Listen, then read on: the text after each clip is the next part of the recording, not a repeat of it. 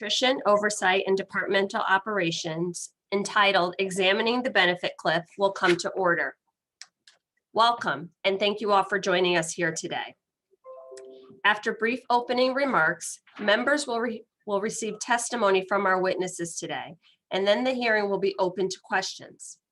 Members will be recognized in order of seniority, alternating between majority and minority members, and in order of arrival for those members who have joined us after the hearing was called to order. When you are recognized, you will be asked to unmute your microphone and will have 5 minutes to ask your questions or make a comment. If you are not speaking, I ask that you remain muted in order to minimize background noise. In order to get to as many questions as possible, the timer will stay consistently visible on the screen. And with that, I'll start with my opening remarks. Good morning and welcome to the second hearing of the House Committee of Agriculture Subcommittee on Nutrition Oversight and Department Operations. Thank you to all the members in attendance today, and a special thank you to our witnesses for sharing your time and expertise. This hearing, entitled Examining the SNAP Benefits Cliff, is the result of discussions between myself and the ranking member, Mr. Bacon, at the beginning of this Congress and subsequently after. He shared his concerns that low-income workers may abruptly lose support as they stabilize themselves with employment and reach what we call the benefits cliff. I was pleased to hear that because I have a similar concern, and we've worked together to have this hearing today. This conversation comes at a critical time. In the wake of the COVID-19 pandemic, families across the country are still struggling to put food on the table. They are still struggling to find high-wage jobs, and they are anticipating the end of emergency increases that sustain them through this extremely difficult time. During times of crisis and after, SNAP and other federal programs should adjust to allow workers to gradually ease off of benefits until they are truly able to stand on their own. These programs should allow for flexibility to ensure benefits do not end abruptly and throw workers and their families back into financial turmoil. Thankfully, we do have some built-in flexibilities in SNAP that allow states to substantially reduce the harmful effects of the benefits cliff. Broad-based categorical eligibility is a critical tool that allows recipients to save for the future, incentivizes work by allowing recipients to earn more without losing access to benefits, and substantially reduces administrative burdens for states who participate.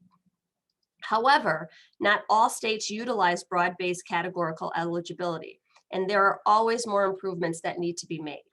We must ensure that no one in this country has to make the heart-wrenching decision of accepting career advancement or putting food on the table for their families. During our last hearing, the impact of the benefits cliff was profoundly demonstrated by our witnesses who themselves were participants in the SNAP program. Both of the witnesses explained the financial constraints faced after the loss of benefits due to a moderate rise in income.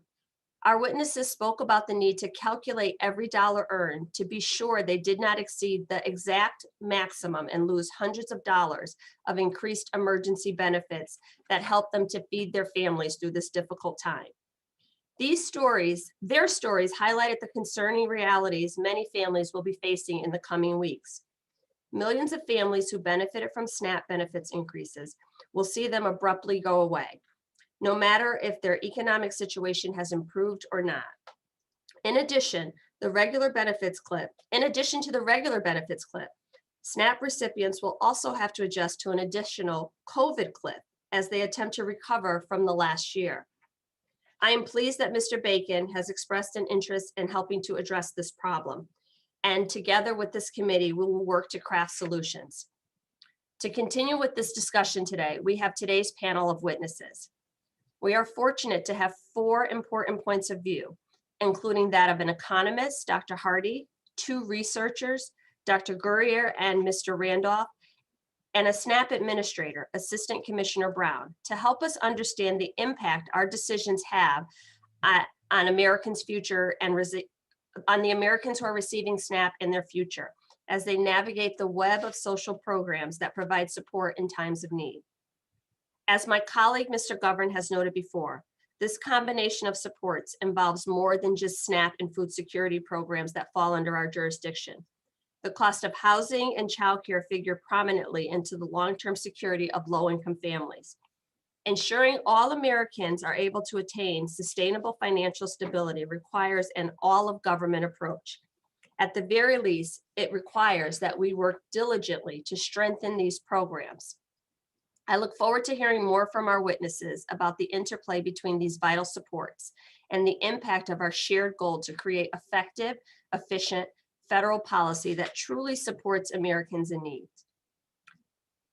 I would like to welcome the distinguished ranking member, Mr. Bacon, the gentleman from Nebraska, for his opening remarks. Thank you, Madam Chair, and I appreciate everybody calling in today. Appreciate our panelists. I thank the Madam Chair for taking this on, and we agree we have a problem. We may diverge a little bit on what the solutions are. I think it's great that we're going to have this conversation. I'm not convinced that broad-based categorical inclusion is the right way to go. In fact, I see problems with that. I see more of a potential here to do, once you hit a certain point, instead of just pulling the plug on benefits, that we decrement the benefits down to help ease people off. But this is the discussions we do need to have, and I really appreciate the chairwoman for scheduling this today. For at least a generation, we've been talking about welfare cliffs. It's going on 30, 40 years. We've been waging this war on poverty, but with little progress beyond an expansive and at times perverse web of programs and trillions in spending. Unfortunately, if one was born in the system, the statistics show the odds are stacked against them on whether or not they can navigate their way out. And it's become multi-generational. So we have to do more than just help folks. We have to do more to help folks navigate out of poverty and not just sustain them while in poverty. I think it's a duty for us to consider how we do that. As our witnesses will speak to, much of this cliff issues spans from the fact that we have created a program to try to fill every void, big or small, in a person's life, whether it's healthcare, food assistance, childcare, utility assistance, housing, education, and employment, just to name a few. And instead of creating mobility, we've inadvertently crafted a massive suite of programs that, when stacked, create a trap for many instead of a ramp, or a cliff instead of a lift out of poverty. And this subcommittee, and Madam Chair just mentioned, recently hosted two women who articulated the disincentives and penalties within SNAP, how their families were impacted by the very policies Congress has enacted and various administrations have regulated. Both of them talked about their fear if they got full-time work or if they got too much raises, that they would immediately lose all of their benefits and their eligibility to SNAP. That's not what we want to do. We have to do something better. But I hope this does not just become a conversation solely focused on expanding eligibility and increased benefits. We've seen that 50 years of evidence that shows us it just might not be working as intended. There certainly are revenue neutral approaches to be considered here to help solve this problem. I said in the last hearing, while work waivers granted under the former and current administrations were logical in response to COVID, they are now clearly keeping employable individuals idle, and it reaps, in my view, significant negative impacts on families who need to get back to work, and also small businesses who are in dire need of workers. We just saw today or recently 48% of businesses want to hire. So as of 31 May, we have more than 9 million job openings running the gamut from manufacturing to health services to retail and local government. This week we learned we now have a record high number of job openings. So it's time to utilize the resources associated with SNAP employment and training, as well as state-based employment readiness services to help get folks replaced where they're qualified and engaged in these industries. We have a witness with us today, Mr. Eric Randolph, who was before this very subcommittee 6 years ago. And a lot has happened in the last 6 years, including a farm bill where Republicans at least tried to soften the blow to SNAP recipients. Unfortunately, those provisions were dropped out of conference. But what has not happened is a shared effort to come together as Congress and work through this issue with both in SNAP, but across the more than 80 other programs in existence. So Madam Chair, I think we both see this as an opportunity. And I'll say this again for the record, our decisions and approaches must reflect a multi-generation approach. We're long past trying and testing siloed programming. So with that, I look forward to hearing today's testimony and our future work on this. I appreciate that we've commonly identified a problem and that we're willing to try to tackle this together. Thank you, and I yield back, Madam Chair. Thank you, Mr. Bacon. And I will just acknowledge that, yes, we do agree there's a problem and our approaches may be different. But with all due respect, I have to believe that there's mobility in these programs. I'll say it again, went from being a welfare recipient and a SNAP recipient and now chair this committee. So I guess I have to disagree that Well, there is no incentive here. So I hear what you're saying. that- Many people have, but we had two witnesses that am- were your guests that did say they have problems getting out. We know it's a common problem. I'm pleased to welcome such a distinguished panel of witnesses to our hearing today. Our witnesses bring to our hearing a wide range of experiences and expertise, and I thank you all for joining us today. I look forward to hearing from you. Our first witness today is Dr. Bradley Hardy. Dr. Hardy is an associate professor at the School of Public Affairs in the Department of Public Administration and Policy at American University in DC. He is also a senior fellow in economic studies at the Brookings Institution, a research fellow with the Center for Household Financial Stability at the Federal Reserve Bank of St. Louis, and a research affiliate of both the University of Wisconsin Institute for Research on Poverty and the University of Kentucky Center for Poverty Research. The focus of Dr. Hardy's current work is labor economics, including economic instability and poverty policy, among other emphases. Our next witness is Dr. L. Guria, an assistant professor and director of nonprofit management and social entrepreneurship programs at the University of Baltimore in Maryland. Dr. Guria, his areas of academic research include community banking and finance, social equity, and community development, with a recent examination of the minimum wage in Maryland. Prior to his work in academia, Dr. Guria spent 19 years as a banker and was the founder and president of the First Commerce Bank of North Las Vegas, Nevada. Our third witness today is Ms. Tiki Brown. Ms. Brown is the Assistant Commissioner of Children and Family Services for the Minnesota Department of Human Services. The scope of her responsibilities for the state of Minnesota includes services and policies that promote adoption, foster care, child protection, child support, child care, refugee services, and cash and food support. Before accepting the position as Assistant Commissioner, Ms. Brown was the Director of Economic Opportunity and Nutrition Assistance for the state, where her duties encompassed housing and shelter, food shelves, nutrition education, outreach employment and training, community action, and the Supplemental Nutrition Assistance Program. Our fourth and final witness is Mr. Eric Randolph.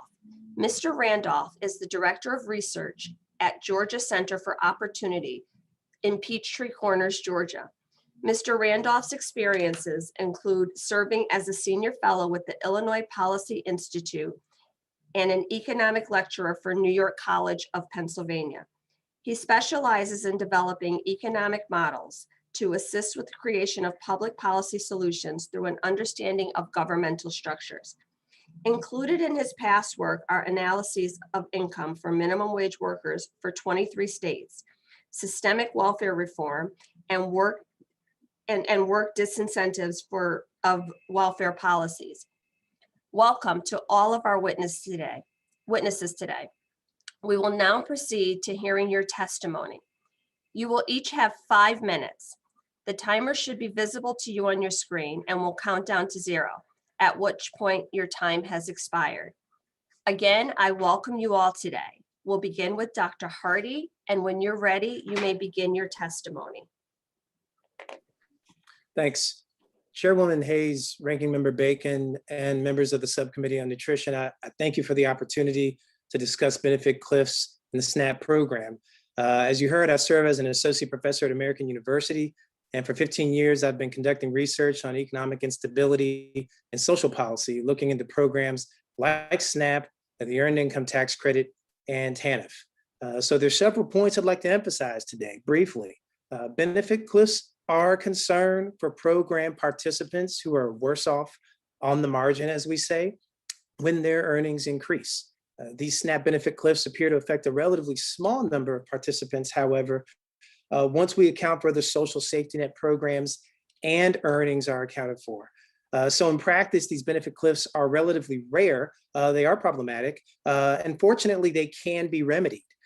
One important offset of the SNAP benefit cliff for working families are generous tax credits received via the Earned Income Tax Credit, as well as refundable child tax credits, many of which are starting off this week. In the instances where family earnings rise, leading to a reduction or loss of SNAP benefits, we find that the overall increased earnings and EITC payments represent a net gain for most families. Also worth noting, the structure of SNAP reduces benefits less than dollar for dollar as earnings rise, and there's a 20% earnings disregard that further promotes earnings and work. Other well-known safety net programs could exacerbate benefit cliffs, but they don't because relatively few low-income families receive benefits from programs such as TANF cash assistance or housing assistance. Over calendar year 2019, for every 100 poor families nationwide, roughly 23 received TANF cash assistance. Similarly, only 1 in 5 families who qualify for housing assistance receive it. Moving along, SNAP and work participation are in fact complementary. Most SNAP recipients are children, elderly, or disabled, but most non-disabled adults on SNAP do work. The decision to work, in my studies and studies across labor economics, are determined by many inflexible forces, including involuntary job loss, labor market mismatches, both regional, for example, and as skills change, as demands on skills change, access to reliable transportation, disability, age, childcare coverage, as well as discrimination. Most non-disabled adult SNAP recipients do work, and they may receive a combination of federal and state earned income tax credit benefits. Evidence demonstrates that the EITC creates positive work incentives as well. The increased pandemic SNAP benefits, they shake out to about roughly an additional $100 for a family of 4. They do help to reduce food hardship, but they're inadequate to make up for lost employment. And another point, families and children receiving SNAP face difficult labor market conditions. SNAP plays a critical role in supporting work at low wages and providing a buffer against income volatility and job loss. SNAP is among the most effective economic development tools in the nation. The program reduces food hardship and insecurity, and it also improves long-run economic and health outcomes for the nation's children. It stimulates local economies and small businesses because SNAP dollars are spent, not saved. Continuing along this line, we can further reduce SNAP benefit cliffs because many families are going to be receiving SNAP with child allowances delivered as tax credits within the American Rescue Plan, which could be made permanent within the American Families Plan. These credits could reduce child poverty by as much as 1/2. That's huge. This universal policy is forecasted to reduce overall Black poverty by 37%, Hispanic poverty by 40%, and poverty among whites and Asians by about 24%. I mean, this is really dramatic stuff. So again, these allowances ranging from $3,000 to $3,600 are an additional offset for potential SNAP benefit cliffs. And so finally, states can address SNAP benefit cliffs by raising income and asset limits using broad-based categorical eligibility, as you just heard. This extends benefits to low-income families who may otherwise lose benefits. For families on the cusp of rising above 130% of the poverty line, about $2,300, broad-based categorical eligibility enables states to raise SNAP's income limit to 200% of the poverty line, or about that level. Roughly 35 states have already done so. More could do it. So in closing, I just want to say that SNAP provides crucial economic assistance for America's families with a really high economic return on investment. Labor market factors have created more low-wage job opportunities and fewer solid middle-class jobs, leaving many families in need of a combination of SNAP and EITCs. You heard from testimony in May from folks like Odessa Davis from my region of Montgomery County, Maryland, a teacher who spoke of how SNAP provided an important buffer during time of great need. And from my own hometown, where I grew up in Durham, North Carolina, I know many children who grew up with SNAP benefits who have now looked back in an appreciative manner, and they know that it contributed to their long-term outcomes. So there's long-term benefits to the nation's economy from SNAP and income support programs. I encourage continued support for a strong SNAP program. I do think there's clear benefits to making the refundable child tax credit payments permanent within the ARP. These programs like SNAP are work supports. They help families and children that experience low and volatile incomes. So ultimately, many families rising out of poverty will do so with a combination of work combined with help, both from people of goodwill and from programs like SNAP, the Earned Income Tax Credit, and Child Tax Credits. So thank you, and I look forward to any questions you may have. Thank you so much, Dr. Hardy, for your opening statement. We'll now move on to Dr. Guria. Please unmute and begin with your opening statement when you're ready. Good afternoon, ladies and gentlemen of the committee. In 2018, in my capacity as professor at the university and faculty fellow with the Schaefer Center, we began to explore existing research in terms of the benefits cliff and its effects on working class population across the country. At that point, a number of other states had recently produced reports highlighting the challenges of the benefits cliff on their residents, as well as addressing some of the measures their prospective state legislatures were exploring. We commenced on a 2-year research project to better understand the impact of the cliff effects and the benefits cliff phenomenon on Maryland residents using the basis of the United Way's universally accepted biennial produced ALICE report, which stands for Asset Limited Income Constrained Employed, which highlighted some of the overall economic challenges and social economic conditions of working class families throughout the state. Within the ALICE report, we were able to identify the standard household survival budget, which establishes a minimum basic needs budgeted adjusted both geographically and with inflation. From there, we were able to create a 3-family static model consisting of a single individual household, a single parent with 2 children, and a 2-parent, 2-children household. We used an inventory of traditional state-supported social service programs, of which SNAP benefit has the largest share of participation among the state's social programs. The results of our study indicate that 2-parent households are penalized by the benefits cliff, even if they receive housing assistance, which is oftentimes unlikely, and the maximum health insurance tax credit. 2-parent families with 1 person working full-time at the minimum wage do not have enough resources to cover their basic survival budget expenses. When both parents work minimum wage jobs, the 2-adult, 2-children household is only marginally better off. Although the household earns an extra income when the second adult works full-time, the family only experiences a marginal increase in net resources because as the earned income increases, the eligibility for benefits such as SNAP decreases. However, our 2-parent families were not the only group negatively affected by the benefits cliff. Even with recent increases in the minimum wage from $10.10 to $11 in Maryland as of January 2020, single adults and single parents with 2 children could not meet their basic survival budget needs if they received housing assistance and health insurance tax credits. In analyzing our 3 constructed family types, we found major disincentives built into the social service structures, which prevent the pursuit of upward mobility through work for a large number of American families. The challenges presented by cliff effects and the lack of appropriate and/or accommodating eligibility requirements without modifications proved to serve as a disadvantage for many working families at or near the federal poverty line.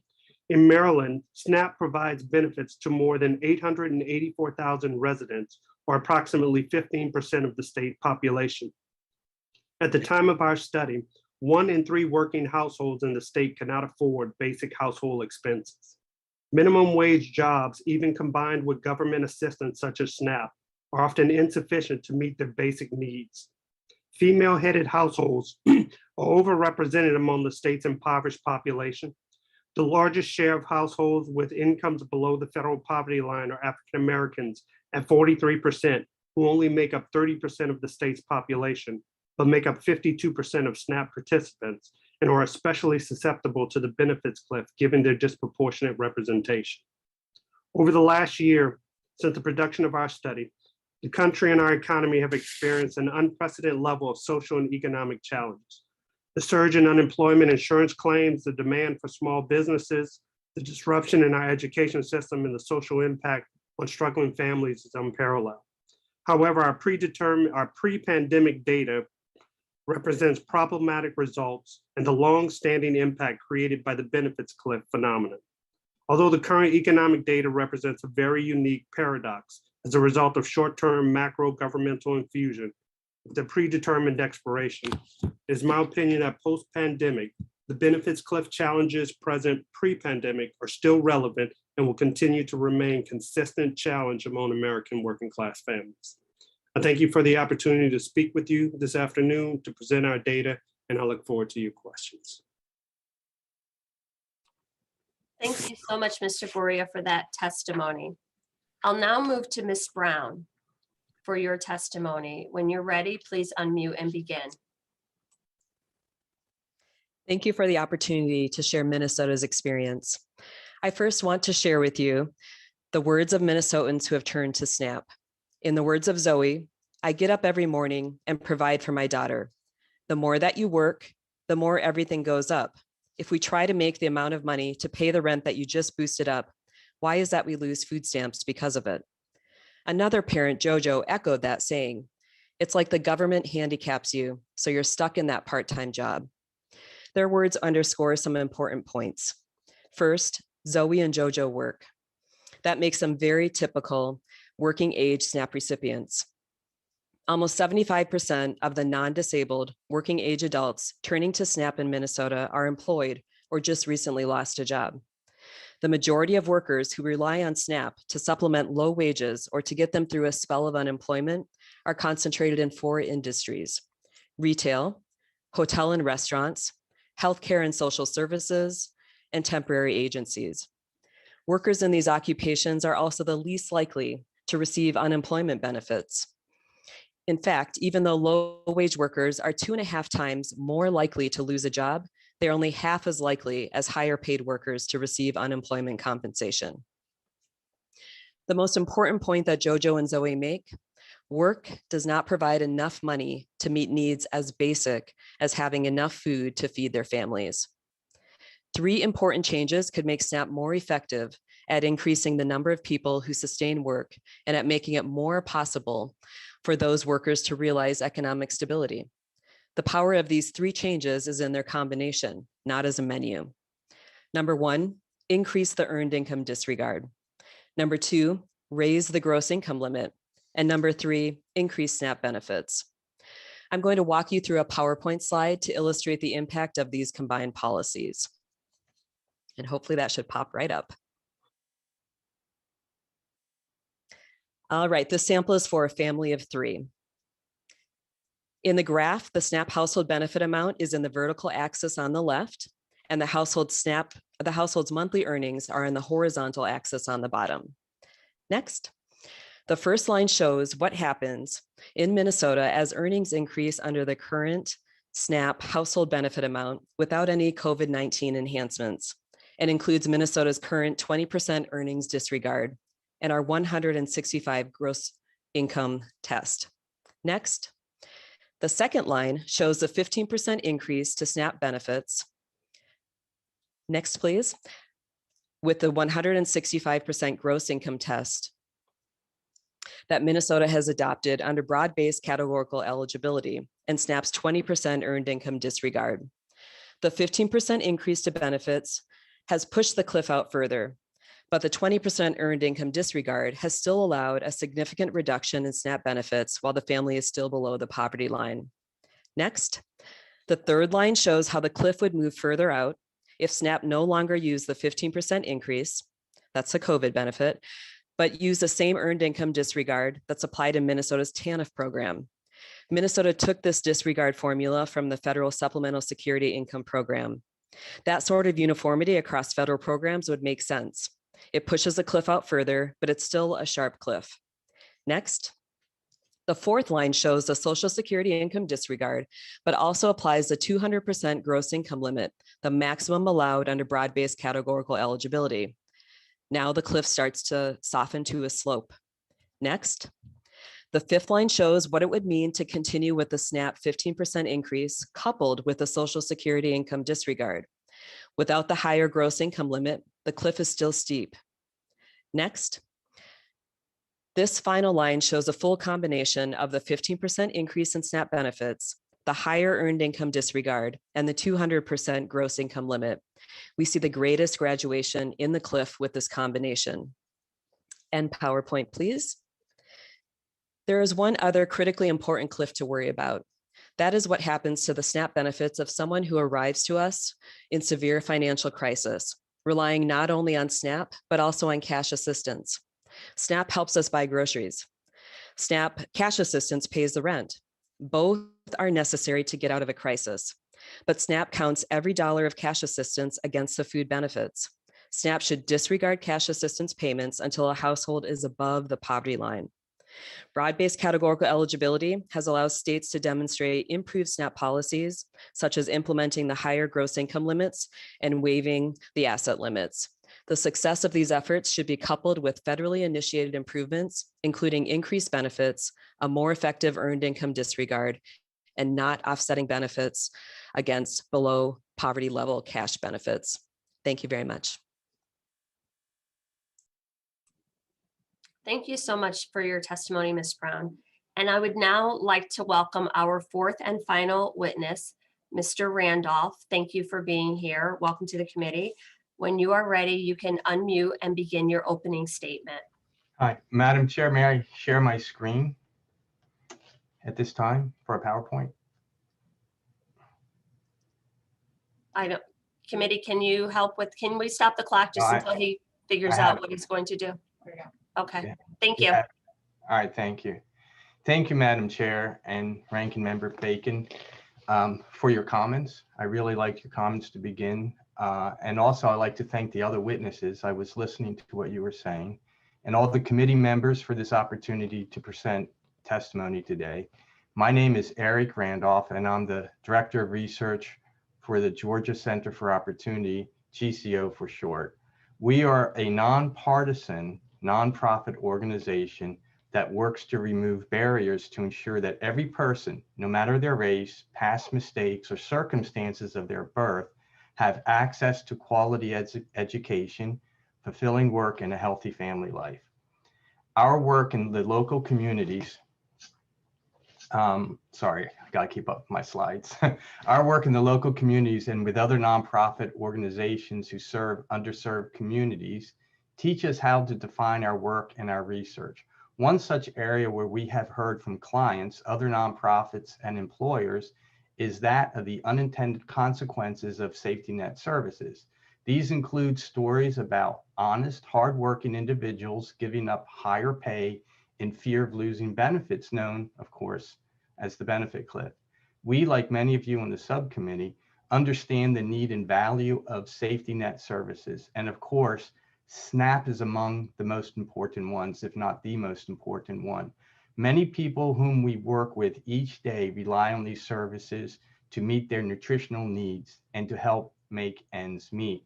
We would like to make sure that such services help as intended and do not hinder a person's effort to improve their situation so they can have better opportunities to thrive and flourish.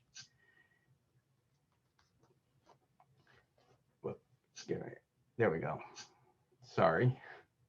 All right, that is why we created and are continuously improving our benefits model. Our benefits model is not a statistical model.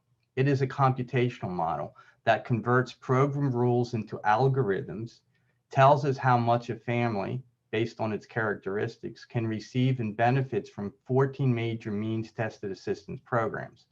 These 14 programs represent 80% of all federal funding for means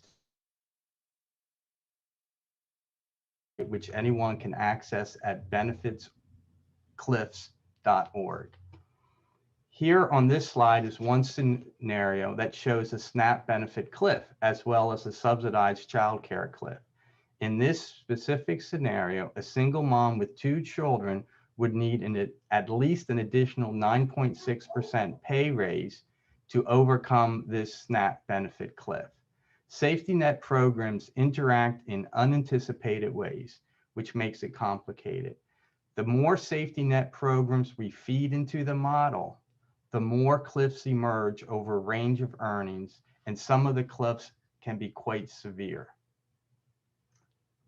I had mentioned we've been receiving comments from clients, other nonprofits, and employers about benefit cliffs. Here's a story we feature on our website.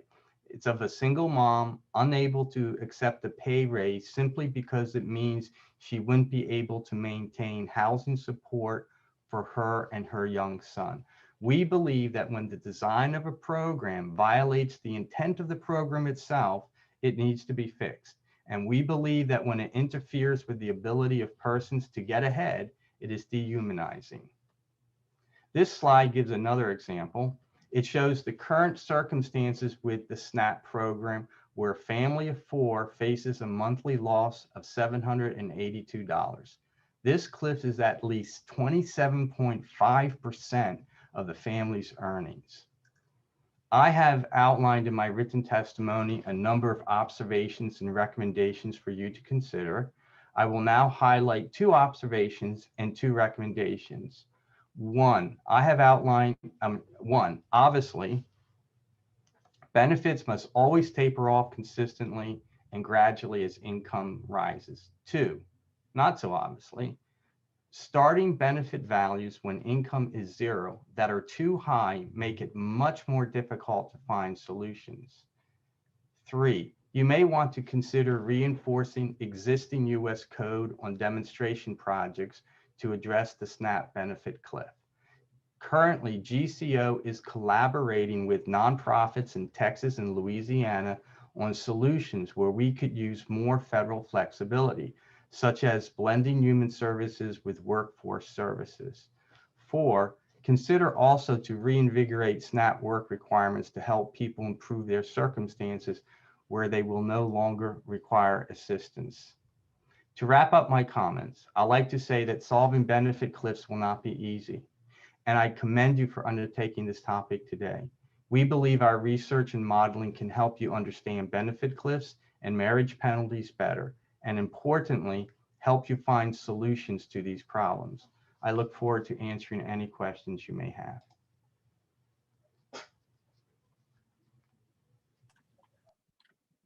Thank you. Thank you for your testimony. Before we move on, I just want to make sure that Chairman Scott and Ranking Member Thompson are not here and do not want to be recognized at this time. I don't see them. So at this time, members will be recognized for questions in order of seniority, alternating between majority and minority members. You will be recognized for 5 minutes each in order to allow us to get as many questions as possible. Please keep your microphones muted until you are recognized in order to minimize background noises. At this time, I will recognize the gentleman from Massachusetts, Mr. McGovern, for your questions. Well, thank you, Chair Hayes, for calling today's hearing. I want to thank the witnesses. As some of you know, at the House Rules Committee, we have launched a series of hearings and roundtables focused on hunger, looking across federal departments and programs at ways safety net programs work together to address hunger. And as part of that effort, I've spent a lot of time during these last several months talking to people living in poverty, people with lived experiences, talking to people who rely on modest SNAP benefits to put food on the table for their families. And what I've learned is that people's lives are very complicated. And do you know what I have not heard once? I've not had a single person who has told me that they would rather rely on SNAP and other government assistance programs instead of a good paying job. In fact, I think it's important to remind everybody that that we do know that the majority of people who are able to work, who are on SNAP right now, actually do work.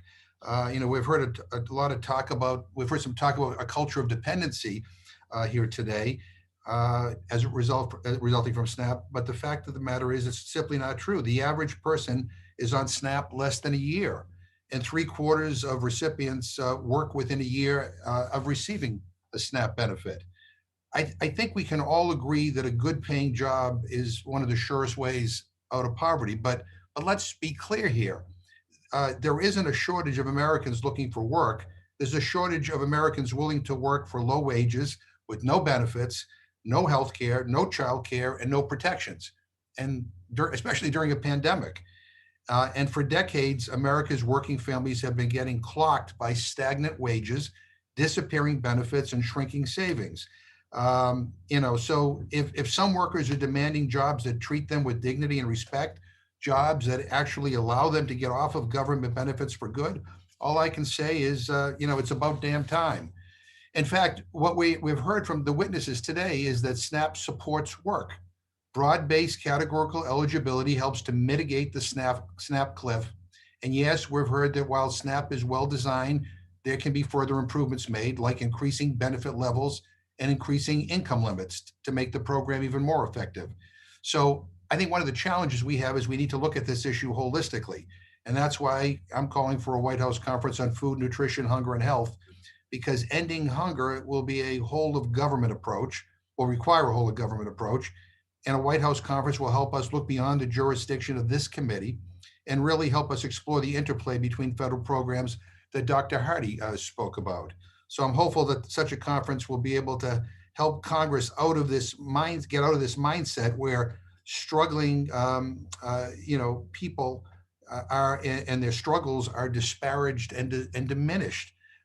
People with lived experiences of hunger need to have a seat at the table in developing a plan to end hunger once and for all. So Dr. Hardy, let me begin with you. Thanks for making the strong connection between SNAP and work. Could you please elaborate on your findings that support the complementary nature of SNAP and work? Sure. So, 2 points. First of all, we do have broader structural labor market issues, where, as you said, our economy has unfortunately produced a high share of very low paying jobs over the past several decades. So it's become increasingly polarized, fewer in the middle. And so I think that many of these households and families rightly want to move up the economic ladder.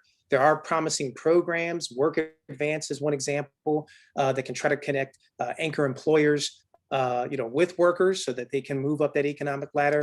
But put simply, in the labor economics literature, when we think about the whole host of factors that contribute to work or labor supply or disincentivizing, we just simply don't find that food assistance programs are a major contributor. It's tiny, if not zero. So, there's other things to look at. If we're thinking about this as a hypothetical patient, SNAP does its job. It provides economic assistance. And again, Representative McGovern, there are these long-term benefits for children that show up in increased economic productivity.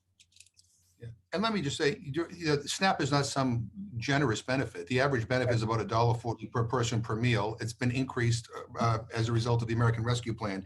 But Ms. Brown, can you please elaborate on your recommendation that we increase SNAP benefits, and how would a benefit increase plus an increase in the earned income disregard and an increase in gross income limit help people achieve greater financial stability? Thank you. Yes, as was stated previously, the SNAP benefit is a supplemental benefit. So it isn't intended to cover the full month's worth of food, and that does cause families additional stress and strain. And if we increase, as I mentioned in my recommendations, what we're really focusing in are people who are working, people that are on that verge, and it gives them just an increased stability and additional support so that they can make it long term. Yeah, and I think, I know my time is up. I just want to thank you. I think it's important that we dispel this narrative, this false narrative out there that somehow people who are on this benefit, do not want to work. The bottom line is the majority who are able to work are actually working, but wages are so low and benefits are non-existent that they have no choice. So I appreciate your testimony. I yield back. Thank you, Mr. McGovern. Ranking Member Bacon, I want to apologize. I'm so sorry. When I decided I would go at the end, I think I just in my head put you at the end as well. So if you'd like to be recognized for your questions right now, I'll recognize. I'm sorry, the gentleman. That's all right, Madam Chair. I apologize. That's all right. I have a very thick skin. I don't worry about those things. So I appreciate it. No problem. I'll acknowledge with what Mr. McGovern is saying. We know people do want to work, but yet every one of our witnesses here, three in particular, have talked about that there is a real negative impact of the cliff effect. It's disincentivized some, and I think we heard from Mr. Randolph, $1 earned more costs $700 in benefits. That's a real factor there that real people have to deal with. So Mr. Hardy, thank you for your comments too, and I agree with you, SNAP's a vital program. Do you see any value at all with sloping the benefits down, as other panelists here said, versus a direct cutoff? You talked a lot about the EITC, but are there benefits to sloping the benefits down? Well, it's a great question, Representative. And, one of the things I'd point out is that as we discuss this, certainly there is what we call a benefit reduction rate. Right now, statutorily, that's around 30%. And so, you lose 30 cents for every dollar earned. But in fact, that's an improvement. So on the arithmetic, just looking at SNAP alone, that's kind of what we want. Now, there's other alternatives you have. You can extend the program out. That would raise costs. I am, in fact, in favor of the sorts of interventions that Commissioner Brown recommends. So, I think that my view is that we already do have this sort of downward sloped hill. I think it's more of a hill less than a cliff. And my view is that we're trying to fight structural labor market conditions. And so we see this adjustment occurring right now, both in Nebraska, North Carolina, where I grew up, Maryland, where I currently am. And so the idea is that we do see this feature of the program, that the benefits do slope downward. And if you want to extend those benefits out, I think that's a promising direction. Okay, well, thank you. Because I know you folks on the EITC, but I appreciate just getting your added thoughts there. Dr. Guria, thank you for saying what you're seeing in Maryland. I think it sort of validates the concern that we have. So I appreciate your comments. And Ms. Brown, also appreciate showing what you're seeing also in Minnesota. And I think you've said it really well about needing a slope and not a cliff. Mr. Randolph, did I get that right? $1 added cost, was it over $700 in benefits? Did I catch that right in your slide? For a family of 4, that is correct. Wanted to ask you too, in the last farm bill, we extended transitional benefits. We also had some increases to the earned income tax deduction. They were both stripped out at conference. Do you think that these measures would have helped with the cliff effect? Eric or Mr. Randolph, excuse me. So would you tell me what those measures were again? Yeah, we extended transitional benefits, Mhm. and we also increased some of the earned income tax deduction, but they were stripped out of conference. I'm just curious if you thought those could have been value added to this discussion. Right. Traditional benefits, or transitional benefits is a common thing we've had in programs for quite a while. And certainly it is a tool that the states can use to help. So I would have to agree that is. Now you're referring to the earned deduction, the Right. income disregard, and that most likely would. Now I would actually personally like to test it because there's some other complicating factors in there. So I would like to use our modeling and play with it and say, let's increase it from 20% to, let's say, 40% and see what it all overall does. I think it's promising. It sounds like a good idea, but I haven't really specifically tested it. Here's another one for you, Mr. Randolph. Do you think it's logical to eliminate asset tests from SNAP eligibility determinations? Why not incentivize earnings through a raised limit? Right. Yeah.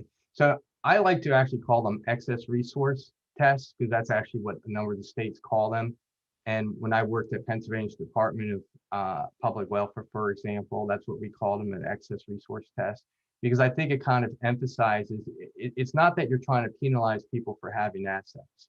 It is that they're trying to find, do you have excess assets beyond, beyond what is standard that you might be trying to hide so that you're not paying your thing. Now, I believe that you're working on this, if I understand it, that you would like to update the asset test because it hasn't been updated in a long time. But there is a fundamental issue where if you get rid of the asset test or the excess resource test, you still have to deal with the situation where people have a lot of resources. And I know that there's been, for example, there's been some situations in the media highlighted where you have one individual win a very large lottery winning and they're still on food stamps, right? So that's happened, but it actually occurs a lot more, because when I was at the Department of Public Welfare, every month we would get the winners for the lottery and we would run against the rolls the SNAP program. And sometimes these winners might only get 100,000, they might get tens of thousands, but we would always find that there would be individuals that were still receiving their food stamps. So it was necessary for our department to kind of keep up with that, and we participated in a number of data exchanges to do that. So I mean, yes, the subcommittee could decide to get rid of the asset test, but I'm thinking you need to replace it with something, because you have to deal, not everybody out there lives just on income. Now, we're talking about a small minority of people, but I think you still have to be able to address that minority. Thank you, Mr. Randolph. I have to yield back my time. Our time is short, but I appreciate your inputs and all the panelists' inputs. Thank you.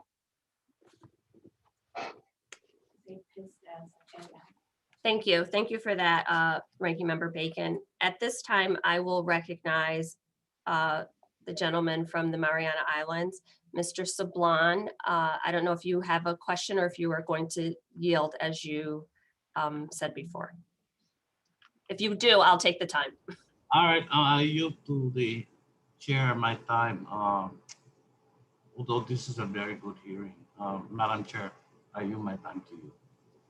Thank you, Mr. Sablon. And again, thank you so much for joining us. I'm not sure what time of the night it is in the Mariana Islands, but the fact that you are so invested in this work really speaks volumes. So thank you for joining us. And thank you to all of the witnesses for your testimony. My question today, many low-income families participating in SNAP are struggling to make ends meet and are unable to save for the future. According to the Urban Institute, only roughly half of SNAP households have a bank account at all. And for those that do, the average amount held in their bank accounts is about $150. My question is for Drs. Hardy and Guria. Can each of you speak more about how broad-based categorical eligibility eases the benefits cliffs faced by SNAP recipients if they are able to secure more work hours or higher wages? Specifically, how does raising the gross income limits and increasing or eliminating the asset test allow recipients to achieve greater financial stability? We can start with Dr. Hardy and then go to Dr. Guria. Yes, and I'll try to be relatively brief so Dr. Guria can respond as well. What I would simply say is that these sorts of policy interventions give these SNAP families more in the way of space in order to move up the economic ladder. These households are more likely to experience both low incomes and very volatile incomes. So they operate in a part of the labor market where there's a lot of job instability.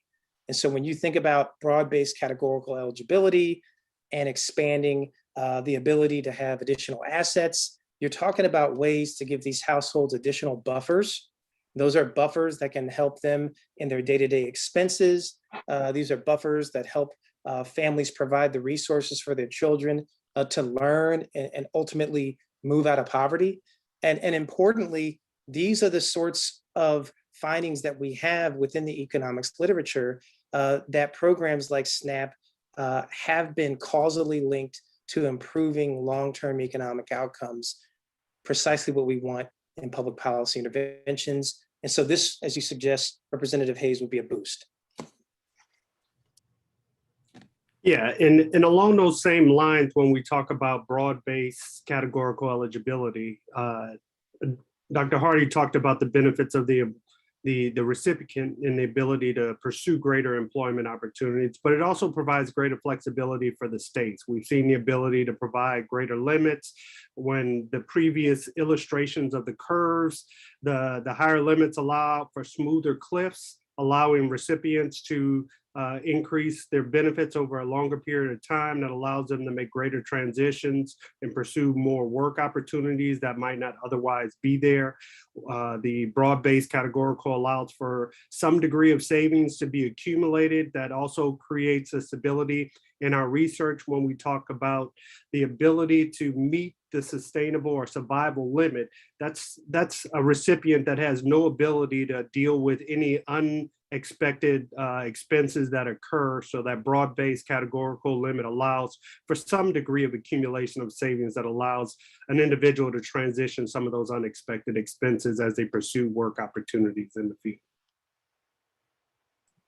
Thank you. Thank you both for that. And I'll just add to that. I like that Dr. Hardy talked about long-term economic outcomes, because for many families that are making this decision, their decision is not based solely on, I don't want to work more hours because my benefits will be cut. It is on the long-term economic stability of their family and the fact that the analysis of having 2 or 3 more hours at work means now you don't have money to buy groceries for your children. So it's not as simple as, I don't want to work so that I don't disrupt my benefits. So this is about the long-term economic stability of families. Mr. Sablon, thank you again for yielding your time. And with that, I'll end and move on to our next witness on the minority side. Is Mr. Crawford with us? Yes, ma'am. Yes, I now recognize Mr. Crawford. Thank you. Please unmute and begin your questions. Thank you, Madam Chair. I appreciate that. And to our panelists, thank you for being here. I think my colleagues and I believe there is an awful lot more we can do for those who are trapped in our social safety net programs, but we're simply limited by the level of discourse in Washington, which has essentially stymied any true reform on this and many other important issues of concern to Americans. Well, let's be honest about it. Higher enrollment equates to higher program costs for both federal and state governments.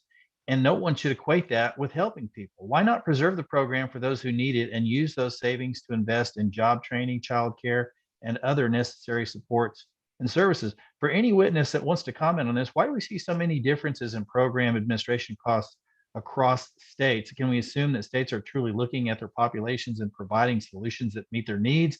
Or do we have any examples of where this may or may not be true?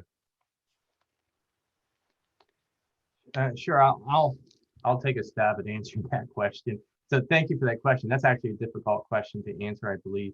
I think what, as far as the issue of the level of the amount of funding, we leave that to the members of Congress. I don't know if we want to get involved as an organization to answer that. However, what we're really focused on is smoothing out the cliffs. And as the representative from Massachusetts have noted before, when we talk about an individual running into a benefits cliff, they're already working, and those individuals, they have a job, but we know that this happens because, I mean, not only do we have the anecdotal stories, but we have the computational analysis that show that that these cliffs do exist on the one hand. But on the other hand, we do know as a minority that there are some individuals, such as the ABOD population, who could be working. So I mean, we're talking about millions of people on this program, and it's really difficult to make any one single statement that represents all of them.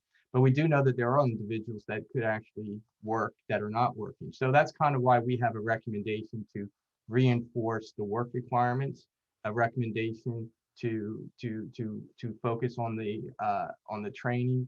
One of the things that we do at GCO is it's not just trying to get people a job the first time, but we also would try to help for them to move up the career ladder. So if someone has a job, to help them kind of advance. So I think that kind of sets kind of a perspective. Of course, if you put more people in roles, it's going to cost more money. But I'm a little bit of an optimist here. I think that if we solve both the problems of the benefits cliff, and then we solve the problem of the marriage penalty in combination, that we would actually see the roles naturally come down. So I think maybe in the long run, it would save us money. But I'm optimistic. It's a speculation. Anybody else want to weigh in on that? Madam Chair, I appreciate the time. If somebody wants to comment, otherwise I'll yield. I can weigh in very briefly here. Thank you very much.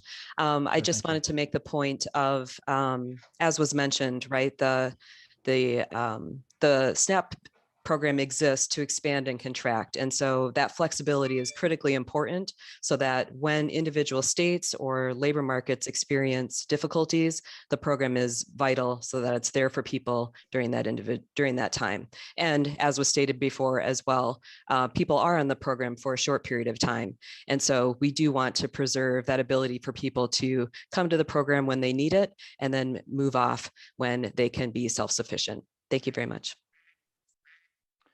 Thank you, Madam Chair. I yield back. Thank you. Thank you for your questions.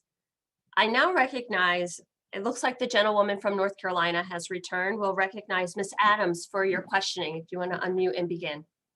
Thank you, Madam Chair. Ranking Member Bacon, thank you both for hosting the hearing today. And to our witnesses, thank you for your testimony. Right now, more than 42 million Americans are struggling with food insecurity, including an estimated 13 million children. Over 18 million Americans are receiving unemployment benefits, and up to 40 million cannot afford rent and fear eviction. In the richest nation in the world, this is unacceptable. As the temporary 15% SNAP increase and emergency allotments come to an end, Congress must come up with a solution to ease the COVID-19 relief cliff. The abrupt reduction of loss of benefits can be very disruptive for low-income Americans, which is why I introduced the Closing the Meal Gap to permanently increase benefits by 30% and eliminate certain eligibility limits. Dr. Hardy, we're approaching September 30th, which will mark the end of the SNAP emergency allotments passed in the Families First Coronavirus Act in March. So based on your work, looking at the government's response to the pandemic via the federal safety net, will the end of these additional benefits create a crisis for families, or will there be other programs that are able to ease the burden as they go back to work and as kids go back to school?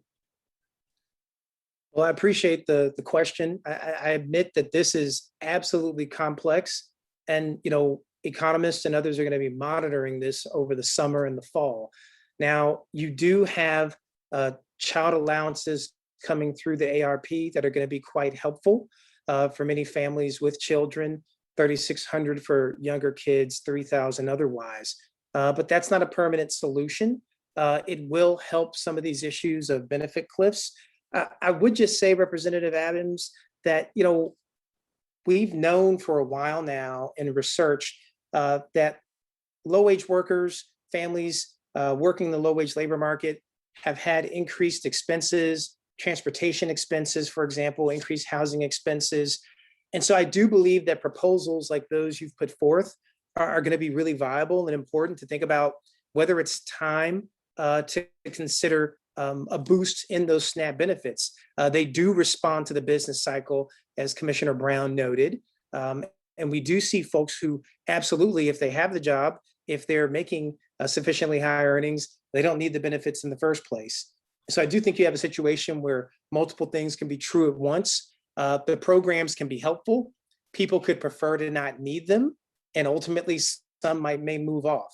But I absolutely believe that in a time of a global pandemic, we were aggressive and that was the right move, but we still need to make sure that families aren't left behind.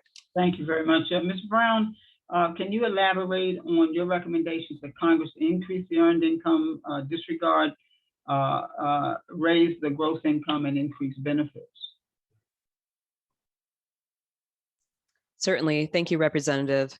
Our proposal is really looking to provide some stability to families and provide some opportunity for some amount of savings to occur so that when unexpected expenses do occur with families, and low-wage workers, which we know they do, that this would provide them some relief and some support. And so we know from speaking to our families and to our individuals and to our low-wage workers that transportation, for example, is always a strain, and you must maintain transportation options so that you can maintain that job. And so having, for example, a little bit of savings in which you could pay for that car repair are critically important. And so this combination is a really powerful solution, we think, to really help provide some stability. Thank you very much. Dr. Guria, I was interested to see that your research determines the benefit cliff both before and after the pandemic will cause problems for families. So can you explain that a little bit more? And are you saying that none of these will have a lasting effect on a family's well-being? No, what we're saying is that we expect that as we move post-pandemic, that we'll see comparable trends in terms of the benefits cliff that we saw prior to pandemic era. I mean, I think we saw just more recently, trends in the 10-year Treasury dipping, given a speculation that we're kind of moving into a different economic forecast. But all of our research indicates that the benefit cliff results that we saw pre-pandemic will still be existing once we move through this phase. Right. Thank you very much, Madam Chair. I yield back. Thank you very much for your responses. Thank you, Representative Adams. I now would like to recognize the gentleman from Tennessee, Mr. Desjardins. If you are, yes, I see you. Thank you, Madam Unmute Chair. and begin your questions. Yeah, thank you, Madam Chair, Ranking Member Bacon. Appreciate the witnesses being here. I have a few questions for you, Mr. Randolph. In your testimony, you discussed the decline in the labor participation rate among prime working age individuals. This certainly is consistent with what I'm hearing from employers in my district who are having an increasingly difficult time staffing their businesses. Could you discuss from your perspective the importance of SNAP work requirements and education and training components? Absolutely. Thank you for the question. This is an area where, labor force participation rates, and we're talking primarily individuals who are what we call the prime working age, especially among males, where we see over the decades a fairly significant decline in the participation. And so it's been quite a challenge, quite honestly, of trying to determine what all the causes are. The Council of Economic Advisors to the Obama administration, for example, they have produced a major paper on this, and there was quite a number of discussion. We have both think tanks on the left and the right that have kind of focused on this. We at GCO have actually done some work in this area because, of course, it's the clientele that we serve.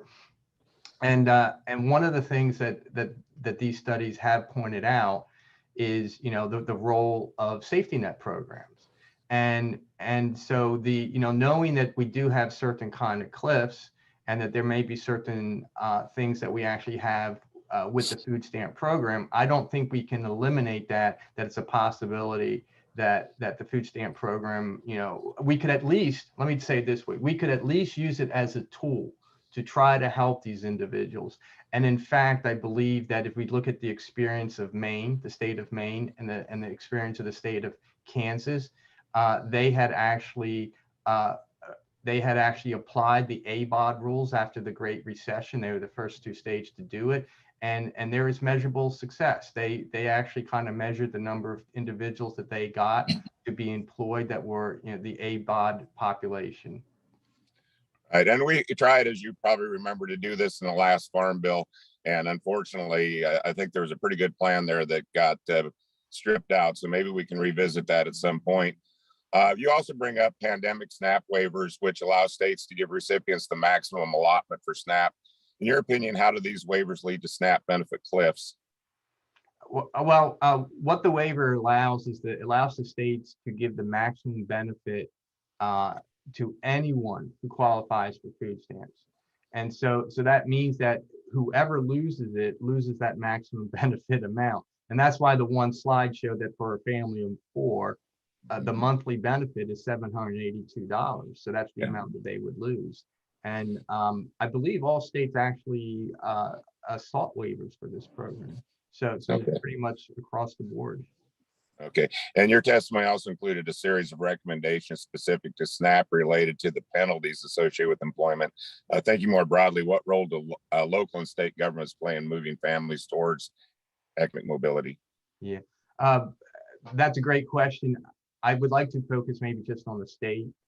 We actually have some work that we've produced. We had three series report that talks about how states can actually better safety net programs in general.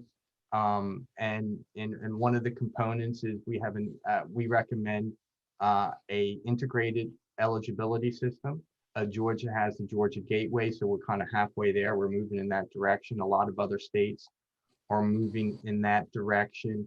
And we could use more flexibility, quite frankly, from the federal government to help us succeed. Okay, well, certainly I appreciate your time and I appreciate all the witnesses for being here today. Hopefully we can work on ending these cliffs, because I do think that that would be very beneficial, and I agree with our ranking member and Madam Chair, you as well. So I will yield back the balance of my time. Thank you, Mr. Desjardins, for your questionings.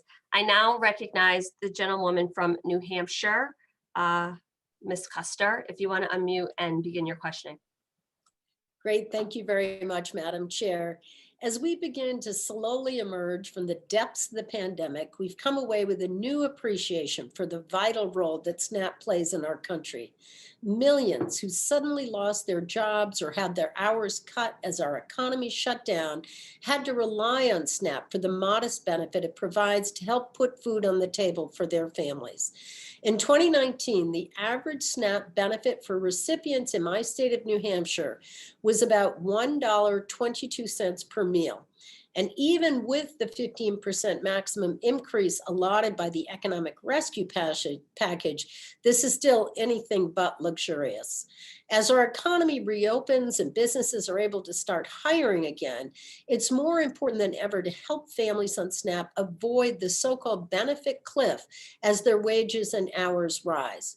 Abruptly losing SNAP benefits when your income reaches 130% of the poverty line can create a very rough transition for families at a critical moment when they're trying to steady their finances.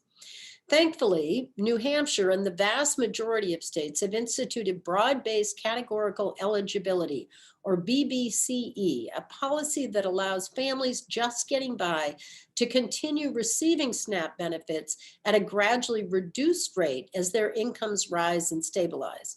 This helps prevent folks from falling off the benefit cliff at a critical tipping point. And this policy also streamlines the application process for those who qualify for help. In my mind, anything that helps cut through costly red tape is a clear win. On that note, Ms. Brown, you mentioned in your testimony that Minnesota waived its SNAP asset test, and this relieved some administrative burdens that weren't relevant for the vast majority of SNAP participants. Do you have a sense of how much time that decision saves your department? And do you see other opportunities to streamline administrative processes that will also help those who are facing the benefit cliff? Thank you. Indeed, in 2010, Minnesota was able to implement broad-based categorical eligibility. And our department's analysis in 2011 determined that less than 1% of the households applying for SNAP or already receiving SNAP were affected by eliminating the asset test. So that saved our county and tribal eligibility workers 7 to 10% of their time. It is an administrative burden that is unnecessary in our mind. I'd also like to point out that SNAP law does require people to report lottery and gambling income as well.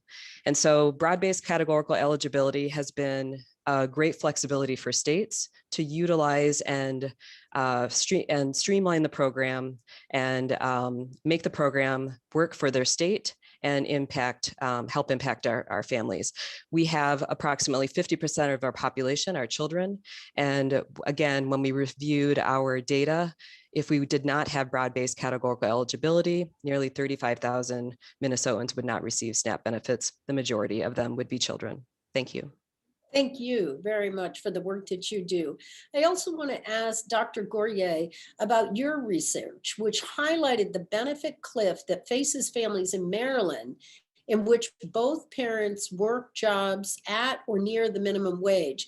Maryland's minimum wage is over $11 per hour. How would those difficulties be exacerbated in states with an even lower minimum wage, like here in New Hampshire, $7.25? Yeah, we would imagine that the benefits cliff would even be sharper in those states. I will say that our data does present cost of living adjustments for the state of Maryland, but we initially tested it at $10.10. As I said, in January 2020, that number moved from $10.10 to $11. And our families in Maryland still could not meet the minimum threshold to cover expenses, especially the two-family, two children households. So we would expect in states with significantly less minimum wage levels that those impacts would be even greater, and that the variance among what the family's basic survival expenses versus income would be even more significant, which would make the benefits cliff even more impactful on those households. Well, Madam Chairwoman, I just want to thank you for this important hearing.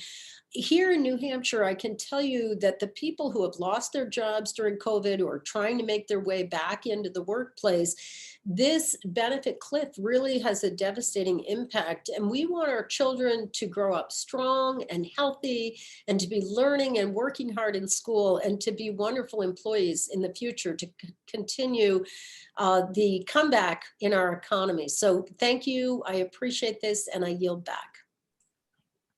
Thank you so much, Representative Custer. I now recognize the gentleman from Indiana, Mr. Baird. Representative Baird, if you're ready, you can unmute and begin your questions. Thank you, Madam Chair and Ranking Member for holding this hearing today. And I really appreciate all the witnesses' testimony and their background and experience. You know, I think as Americans, we all want to help individuals, especially the elderly and the children and the disabled, make sure that they have access to adequate food and nutritious food. And you know, we're talking about some 86 programs that are administered by 9 or so different agencies, and the challenges of trying to meet all those requirements with that many different agencies involved is significant, and I can appreciate that. But I also want to reiterate that in my district, I see help wanted signs everywhere. And so I want to know how we, as a member of this subcommittee and this subcommittee and the witnesses and their testimony, how we do a better job of trying to bridge that gap for those individuals and make sure that we get our economy started back operating, and that takes employees. And so we want to try to make sure that we encourage that kind of and stimulate that kind of incentive for some of our constituents. So I guess with that, Mr. Randolph, I'm going to start with you. Back in March of 2020, we had over 125 billion that was allocated for nutrition-related relief. Now that excluded, according to my data, child nutrition programs like the schools and WIC, but it did include the pandemic EBT. And there is an ongoing discussion about continued increase in benefits, including here today. So your testimony appears to add some caution against the outright increase in the benefits for reasons that make sense. Particularly higher benefit amounts across any program will lead to more drastic penalties. So can you share with me what your recommendations are to how we counteract that? Absolutely. So what I would, as far as the amount of the benefit, I don't know exactly what the amount of the benefit should be. I think what the best way to approach is I would base it on the science, clearly, and then also on the ability of people to economically, with an economic budget, to be able to put together the resources to acquire their nutritional needs. So I mean, this is the way that the SNAP program has done it historically, and I think it's been good generally the way that they have come up with this with a thrifty food plan.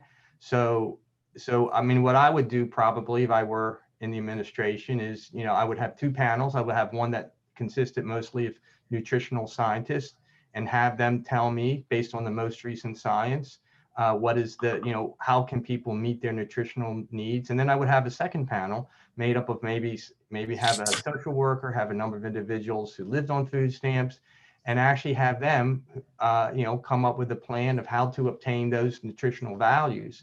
And the department provides guidelines. So the Department of Agriculture releases guidelines to help people to figure out how to live, within the amount of the food stamps that they receive. So that's the one side of it. The other side of it is when we're talking about cliffs, and I can demonstrate this, I can even do it in a diagram on my screen, but the higher you have the starting value, the more difficult it is to solve the cliff. And we just got to keep in mind, the SNAP benefit cliff is just one piece of the bigger puzzle. So we have the SNAP thing, but then we have like earned income tax credit, we have child care services, we have Medicaid. So there's a lot of other kind of programs that are out there. So I think as a general rule, each of the programs want to kind of provide, what is sufficient, but not much beyond that, because if you start building up higher starting values, you're going to make it much more difficult. I think the general goal is to solve, everybody seems to be in agreement, we want to solve the cliff problem. And now what I'm talking about is what do you have to do mathematically, in a sustainable way to do that. Well, thank you, Mr. Randolph, and I see I'm about out of time, and so I appreciate the other witnesses being here as well. So with that, Madam Chair, I guess I'll let you yield back. Thank you. Thank you for that. I think we're on to the gentleman from Florida, Mr. Lawson. Okay, thank you very much, Madam Chairman and Ranking Member Bacon for holding this hearing. It's a very important hearing. It's extremely important to me because I have both urban and rural communities in my district, quite a few, that SNAP benefits has been a major concern for them.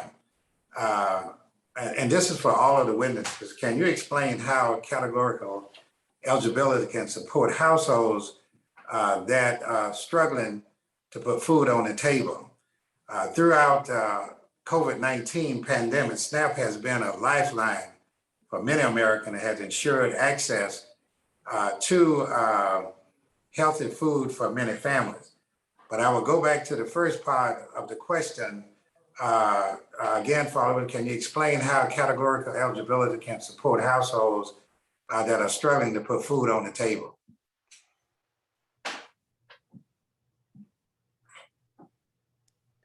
Representative Lawson, I'd like to take a stab, and I also want to try to conserve for others. Briefly, I would just say that absolutely categorical eligibility is going to give families more flexibility financially. Frankly, the bandwidth issue where if they're thinking hard about being on that margin of benefits or no benefits, there's more slack in that overall income budget.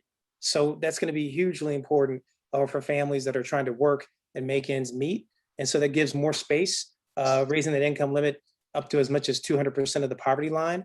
I would just also add, however, that this is both a serious problem and on the arithmetic, a problem that does not affect the typical SNAP family. So both can be true, and you all are problem solvers. But you got about 25% of these SNAP households that are somewhere between 100 and 130% of poverty. And then when you account for the states that are already doing broad-based categorical eligibility, that winnows the set of families for whom this is an issue down a bit more. So you got to solve it, but you also have to keep in mind, the program's doing a lot that works as it is. So you have to be careful in this conversation. Yes. Anyone else would like to say something in regard to this issue? Representative, if I may, just thinking about our senior population, Categorical eligibility allows us to remove the asset limit. And in Minnesota, before we implemented broad-based categorical eligibility, only 28% of our low-income seniors receive SNAP. And today, almost 60% of our low-income seniors receive SNAP. So there's a direct correlation with allowing people to have a little bit of savings, and it particularly also impacts our low-wage workers who are recently unemployed, and it allows them not to deplete their savings in order to receive SNAP benefits. Thank you. Okay. Yeah. And just to follow up, it kind of a combination of both of those two. The two main benefits, one, the flexibility to the recipients to not be as pinpoint in terms of their benefits cliff. It gives them a little bit more range in terms of when their benefits fall off. It gives the state greater flexibility to increase from that 130% to the 200%. And it gives flexibility in terms of the asset tests and savings accumulations to allow recipients to be able to weather some of those unexpected expenses. So those combinations that exist through the broad-based categorical program allows for greater flexibility, both from the recipient as well as the state's administration perspective on those. Okay, thank you. And I would like to try to get in another question before my time run out. And this is very important. I have a lot of students in the area. The question is, and this following is moving forward, how can Congress increase SNAP eligibility for college students, veterans, and individuals with disabilities?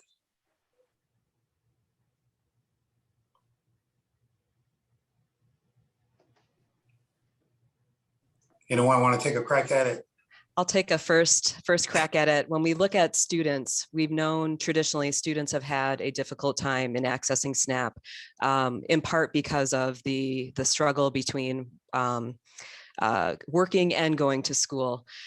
We also know, I think, that students have changed. There are less traditional students nowadays, and the program has not kept up to speed with thinking about students in different ways. And that is an important piece that needs to be considered.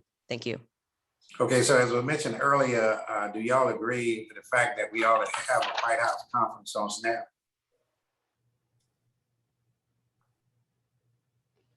I don't know if you're asking me, but I absolutely agree. Yeah, okay. You know, because I know how people are struggling now. Ms. Brown, in your testimony, you highlighted the importance of allowing recipients to earn up to 200% of the federal poverty guideline. In my home state of Florida was to move to 200% requirement. What would you expect to see with this change? Ms. Brown? I'm sorry, Ms. Brown, I'm going to have to ask you if you would submit the answer to that question to the committee. The gentleman's time has expired. But we have the question. We'll get it to you so that you can answer that. But I support a White House conference on hunger. Actually, my colleague, Mr. McGovern, and I are calling for one so that we can bring all of these voices to the table, much like we're doing today, to really come up with long-term solutions to this problem. Thank you so much, Representative Lawson. I now recognize the gentlelady from Louisiana, Representative Letlow. Yes, I see you. If you would unmute and begin your questions. Thank you, Chairwoman Hayes. To all the witnesses, thank you for your time and participation in this hearing today. As I'm sure many of my colleagues can share similar experiences in their home states. When traveling throughout the 5th District of Louisiana, I come across numerous hiring signs and hear the concerns from small business owners of not being able to find enough individuals willing to go to work. These same small businesses are the backbone of our local economies, supplying essential goods and services to the surrounding communities and providing opportunities for gainful employment for the unemployed. As our nation continues to recover and makes promising strides in moving past the pandemic, we should be doing all we can to encourage and help families return to work. I think Mr. Randolph said it best as part of his written testimony. The more individuals re-engage in the workforce, the stronger and more productive the U.S. economy will become. In turn, we in Congress and on this subcommittee should look to provide the right balance of benefits, ensuring that federal programs aren't designed to disincentivize self-prosperity and preserve the Supplemental Nutrition Assistance Program for those truly in need. My question is for you, Mr. Randolph. Your testimony speaks to the Georgia Center for Opportunities work with other nonprofit organizations to help people find well-paying jobs with the opportunity of career progression. Can you tell the committee more about this work, including the career ladders individuals embark upon and your organization's rate of success? Absolutely. And just to mention, the Pelican Institute in Louisiana is one of the organizations that we've been working with. And so you may be familiar with them. What we do in generally is we actually have, we work with an array of other nonprofits, including Goodwill in Georgia. We actually have 2 programs, one based out of Gwinnett County, Georgia, and another out of Columbus, the city of Columbus, Georgia. And what we do is we develop mentors, and then we work with mentors. We have a platform on a website that people can go to. We work directly with employers, and we attempt to, it's actually a fantastic program to look at. It would be a great one sometime in the future to get even, individually or as a group, that we could show you the platform, but basically to help them find jobs. It has an array of things, like it will tell them such things as, what kind of skills they need, et cetera, to do it. But basically that's what it is. We've only been doing it for about 2 years, so we haven't had a whole lot of, data yet on the success, but we're really encouraged about where we've gone so far over this past 2 years. Awesome, thank you. As this subcommittee moves forward in examining the SNAP program, I think one of the areas we should review and address is providing opportunities for individuals to pursue independence through meaningful employment and training programs. Mr. Randolph, in relation to your work, can you further expand on what changing this policy would look like and how we can address improving access to these programs? Would you state again exactly which program of access to that you referred to? I'm sorry. An example, examining the Supplemental Nutrition Assistance Program. Oh, you mean gaining additional access to the program? Correct. Maybe by broad-based eligibility? Is that kind of Yes. what you're thinking in mind? Okay. I actually have a suggestion that I believe is a better solution than broad-based categorical eligibility. And that is, in our recommendations, we're really promoting the idea of an integrated eligibility system across all programs.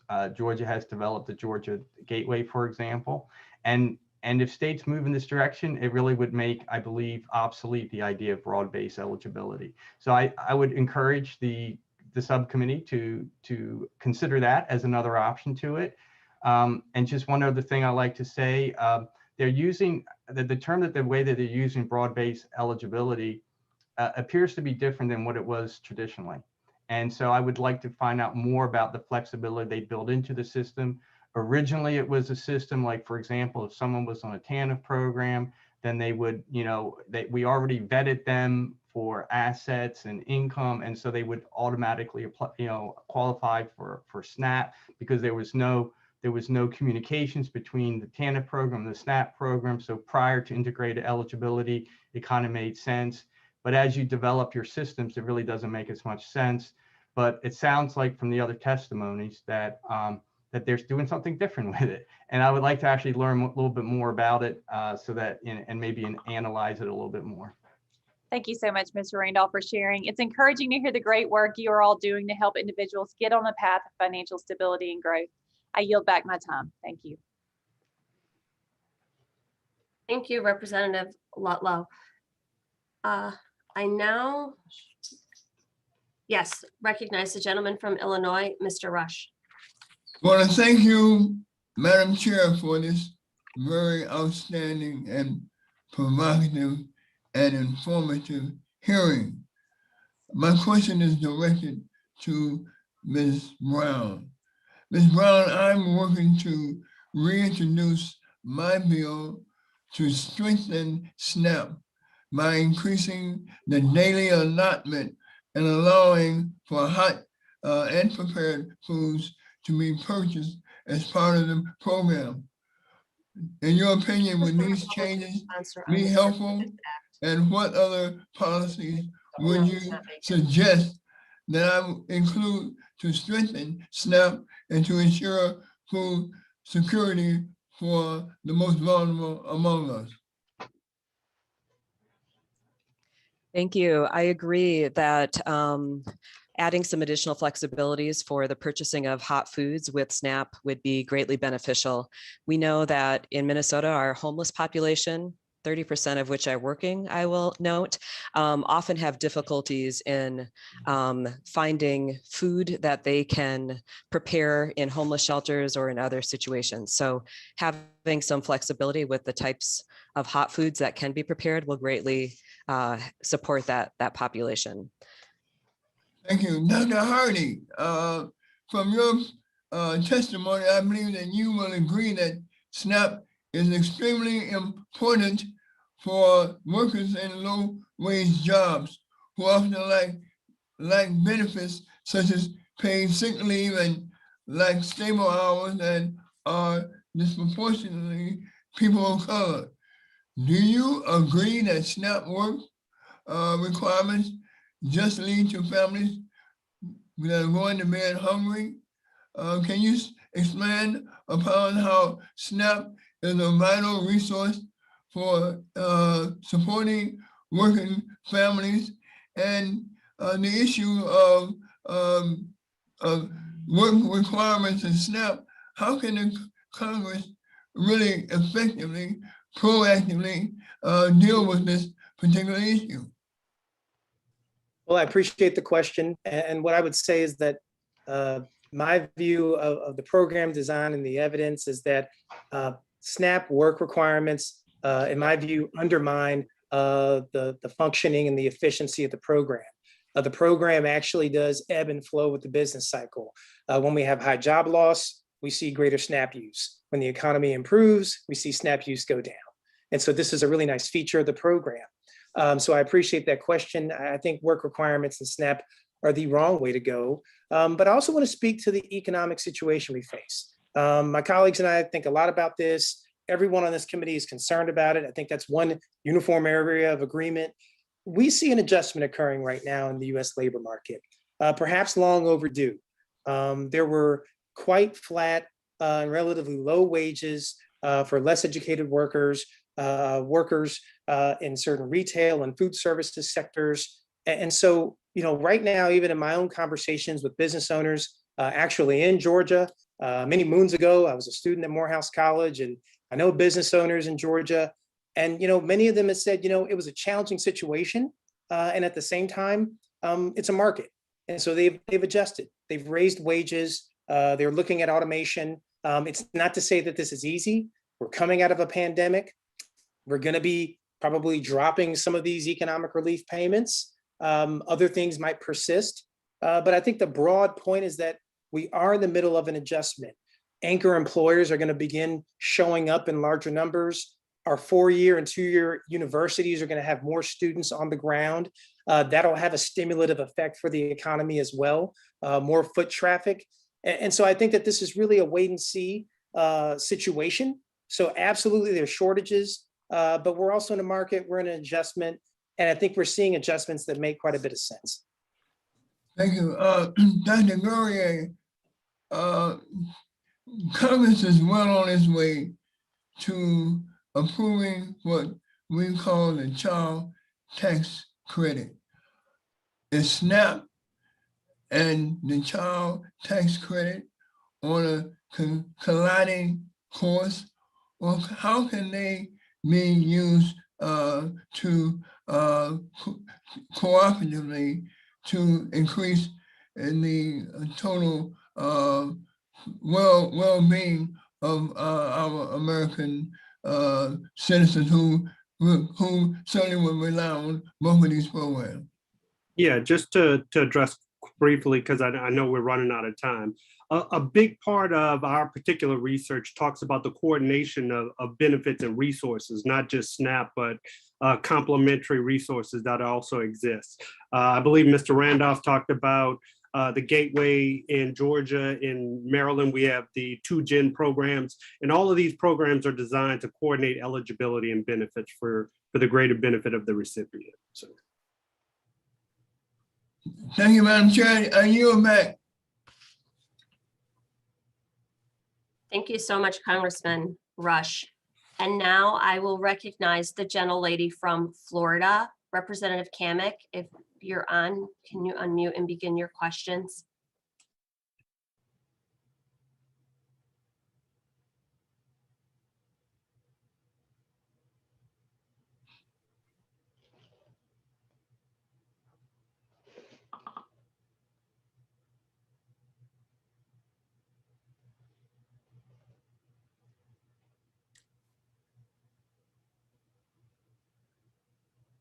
Kat, are you on the, all right, are you on those? Just waiting. I heard that she was on and her camera was just off.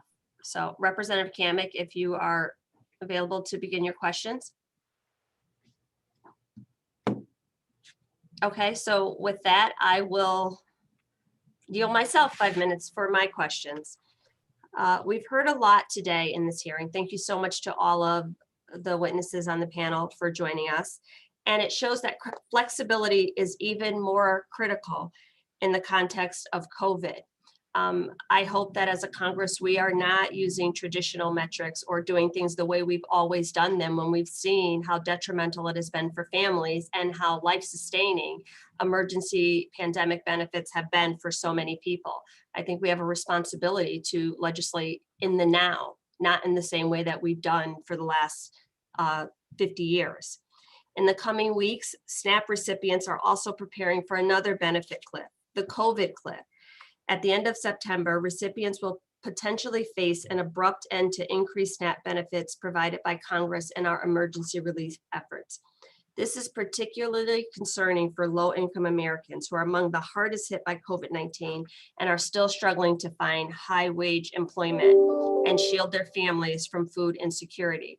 We've heard a lot about help wanted signs and jobs that have openings, but in many states, the minimum wage is less than $10, and these are low-income entry-level service jobs. Many of those people who were not even eligible for unemployment benefits. So there is no money grab here. It is not a situation where people are choosing not to work to benefit themselves.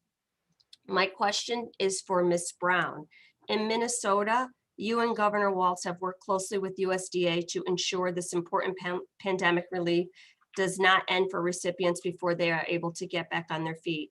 Can you tell me more about why emergency allotments and the 15% increase to SNAP have been and continue to be so critical for people in Minnesota?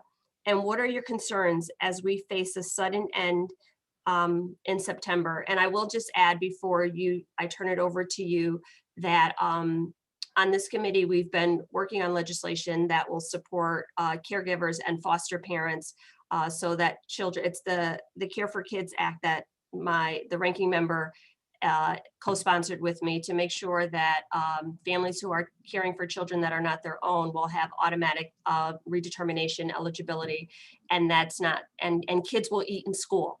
That's deeply personal for me because hungry kids do not learn.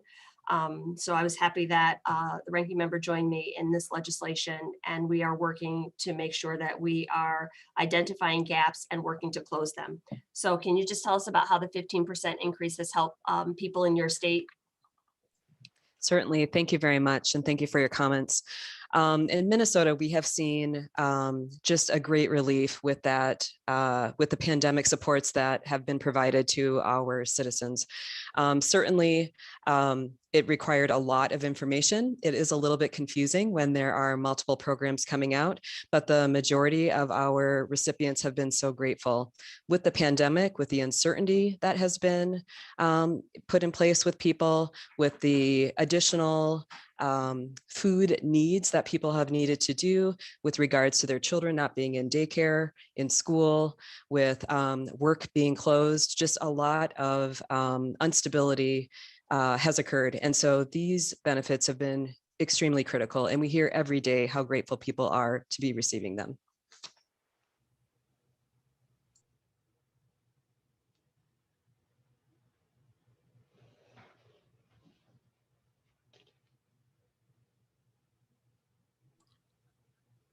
I'm sure you're on mute. Sorry about that. Yes. My next question, thank you for that, Ms. Brown. Dr. Randolph, you mentioned in your testimony that you believe SNAP deductions for housing and childcare should be eliminated, and that those needs should be addressed by programs specifically designed for assistance in those areas. I'm troubled by this recommendation because, as you know, unlike SNAP, many other federal safety net programs are not guaranteed to low-income families and are notoriously difficult to access. The devastating years-long waiting lists for housing assistance across the country are well known. Last week, Miami-Dade announced that they had 5,000 available spaces for housing and 90,000 applicants. Many localities have long waiting lists that have grown longer through this pandemic. Why would you recommend that we expand or guarantee access to federal housing and other safety net programs? No, I'm sorry, would you recommend that we expand or guarantee federal housing and other safety net programs to low-income Americans in need of assistance? Yeah, thanks for your question. And I'm not a doctor, so I just want to clarify that so people don't think I have a PhD. I do not have one. But my point is that when we're looking at, we actually have a proposal out there for how to more or less transform the welfare system so it becomes more rational. And I think one of the principles that you want to adhere to is you want it to kind of keep it, simpler as opposed to more complex. So in a way, the SNAP program actually can subsidize other needs by having sort of income disregards. So the idea is that as we kind of go down this path of trying to make it a more rational system, we should in fact, let's just have the SNAP program fund the needs of nutrition. And then on top of that, I mean, I would just with the pandemic EBT program, for example, I think this is giving us an indication that we could actually probably consolidate other programs into SNAP, because now we're having some experience, and I think that would be a step forward so that we could actually have maybe a beefed up SNAP program, but through consolidation, not necessarily by increasing the amount of money that's needed for that.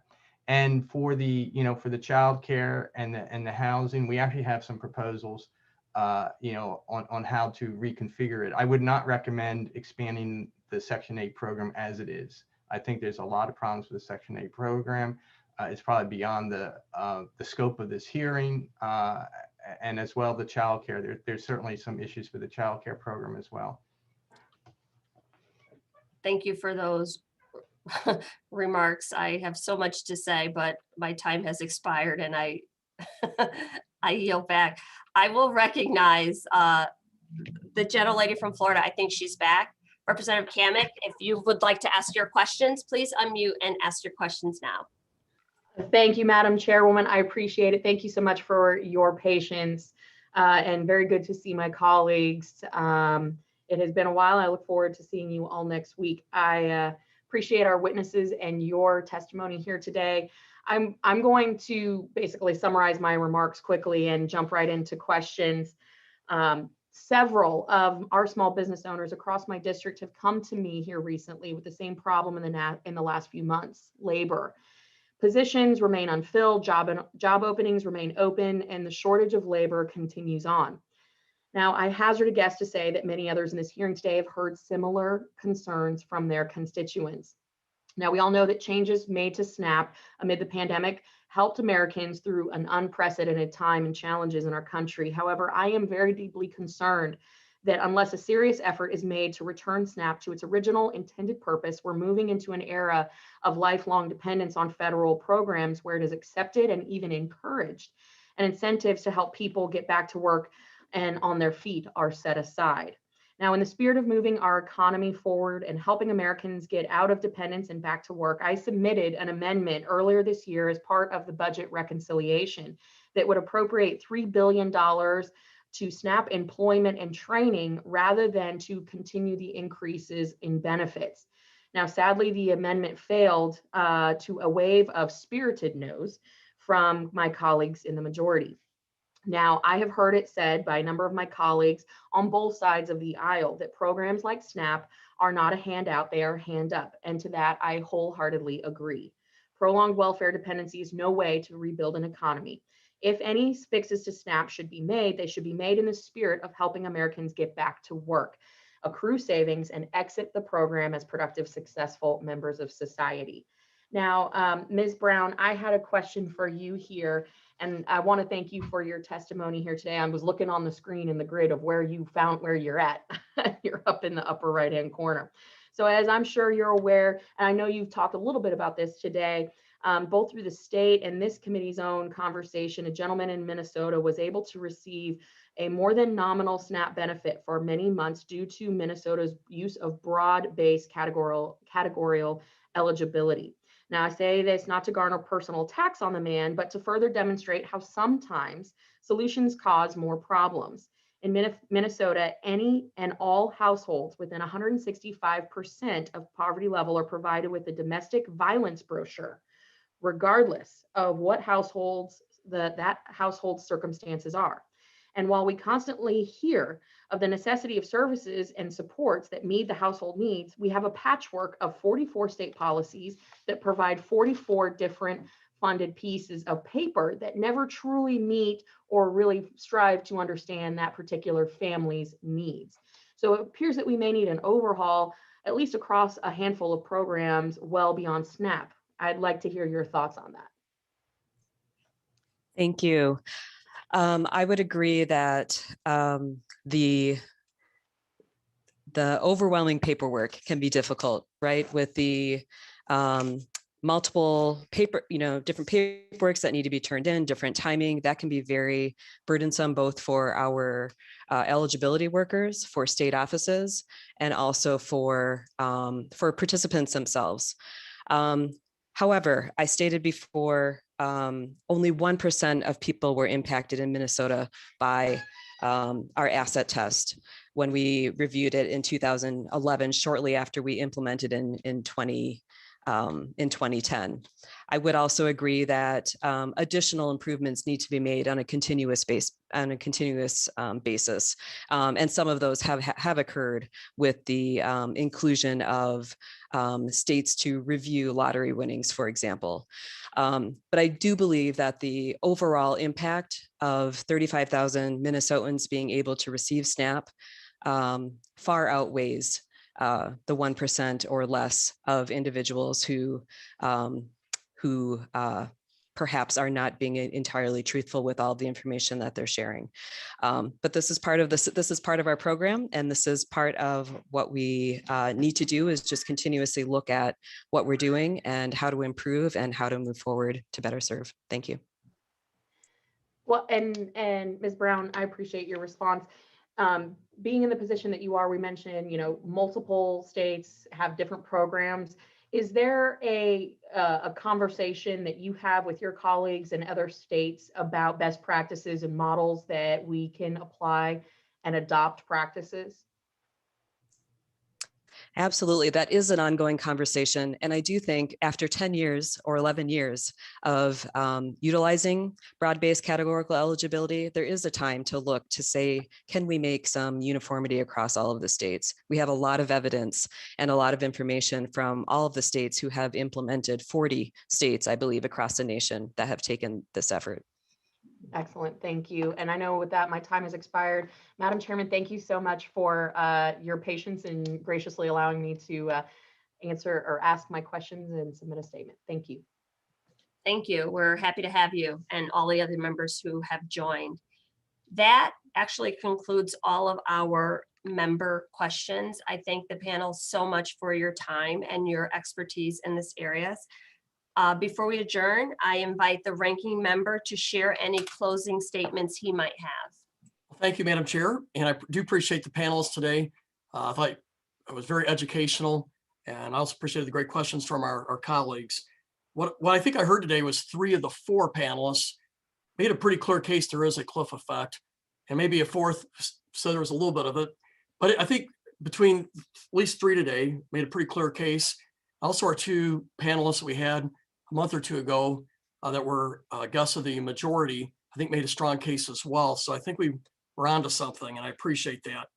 I know we've had some discussions on broad-based categorical classification, and I understand it could relieve some staff pressures, cut through some of the red tape, but yet, in those not common incidences, but they're too common enough, where someone has lots of assets, to include $1 million in assets. I think when it happens, it undercuts the public's confidence of the SNAP program. I think it undermines the confidence that our constituents have when they see and hear when this happens. So there has to be some controls put on that. Increasing benefits or expanding eligibility in one program here does nothing to solve the more egregious cliff effects across housing, childcare, and cash assistance. So my point being is there's like 80 of these programs. So this is, I think, a start, but we're gonna have to have hopefully we can look at it in a more broad picture in Congress itself. USDA takes a look at characteristics of recipients. The recently released 2019 report, most recent data that we have, and it was done during an economic boom, showed that as it relates to earnings, 29% of total SNAP households had earnings in 2019. Further analysis revealed that 54% of households with children had income from earnings, while 6% of SNAP households that included elderly individuals had income. About 71% though of households with adults ages 18 to 49 without disabilities and childless households, ABODs in other words, had no earned income. I make this point that there is work to be done to re-engage families in the workforce. I think those stats tell a compelling story. And while I'm on the topic, because we've been talking about minimum wage and other things, data also shows that if someone is making $27 an hour, that these very disincentives that cause the cliff effect still rears its head. Frankly, it means if you can navigate your way onto enough benefits, it doesn't matter whether or how much you work. Look at what has been going on in our unemployment insurance system. You know, it exceeds earnings from work, and now we're throwing in massive amounts of child allowance to even non-workers. So there has to be some cutoffs here. Interestingly, there was some talk about the thrifty food plan today. I must share that I have heard alarming statements from folks across the spectrum related to the department's handling of this process, from discrepancies in methodologies to outrageous measures of time and effort. I can only hope that these are simply inside the Beltway rumors. However, if true, we could be staring at an unprecedented increase to SNAP benefits that far exceeds what was done in the midst of the pandemic. And I see that this is presenting a dramatic and continuing impact on SNAP beneficiaries. Seems like an unruly partisan precedent to set. I'd be remiss finally to say if I didn't mention the fact that we did not hear about any revenue neutral solutions today, and we should have some opportunities to do that. Nor do we hear about how to better coordinate our 80 plus different programs. Though I know this is in our food jar here. I know in the end, Congress is going to have to take a holistic look at this. So Madam Chair, I really appreciate you scheduling this today. And with that, I yield back. Thank you, Ranking Member Bacon. I also want to thank my colleagues and our witnesses once again for your participation in today's hearing. Your input and expertise will help us in shaping our policy priorities and legislation that may be considered on this subcommittee. We have heard much we can learn from today. It's even clearer to me how critical SNAP is in helping low-income Americans to put food on the table, and how important state options for flexibilities like broad-based categorical eligibility are to easing the benefit cliff participants will likely face. Today's witnesses reinforce what we have heard, or at least what I have heard in my communities, and shed light on how the concerning upcoming COVID relief cliff may impact those who are still most in need of continued support as our nation works to recover from the dire economic straits of this pandemic. Congress offers government assistance to many sectors of our economy: farmers, the finance district, housing, manufacturers, small businesses, and we don't worry about the long-term impact of government welfare or programs that support our economy. I would just like to see us prioritize the same level of investment in hungry people. SNAP is the most efficient federal program for boosting local economies. I want to thank each of our witnesses again, and to all the members who joined. Your time and knowledge are extremely valuable, and I look forward to all we will be able to continue to achieve together in the 117th Congress. I also want to note, it is not lost on me that when I took over as the chairwoman of this subcommittee, and even at the end of the 116th Congress, every member of Congress, Republicans and Democrats alike, We're heartbroken and appalled by the long lines that we saw on highways, at food banks, people who had lost their jobs and for the first time in their lives were facing food insecurity. I hope we don't forget those images and move forward in a way that does not acknowledge that we have a problem with hunger in this country. So to return to business as usual and the status quo is not what I'm going to do on my watch. We have work to be done. We have a responsibility to make sure that in the United States of America in 2021, we don't have long lines that are miles long at food banks or families that are worried about not being able to feed their children. So again, I thank you all for your work today. And with that, this hearing is adjourned.